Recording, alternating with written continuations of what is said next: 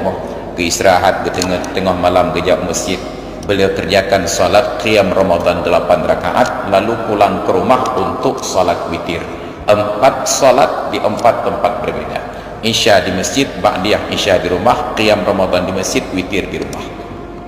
Kita tanya, tanpa 5 buah semayang 30. Mulai dari tahiyatul masjid 2 rakaat, salat isya 4 rakaat, ba'diyah isya 2 rakaat. Yang mentang ke 8. Yang kubur tarawih 8 kan 6 lah.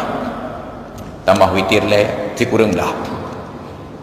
Menyata kubur tarawih 20. Lehluk sarakaat 30. Mahai lah dah.